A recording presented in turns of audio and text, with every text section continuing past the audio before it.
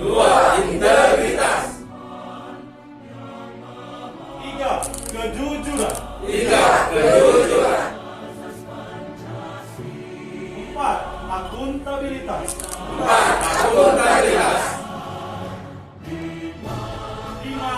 Responsibilitas. 5. Responsibilitas. 6. Keterbukaan. 6. Keterbukaan. 7. Ketidakberpihakan. 7. Ketidakberpihakan.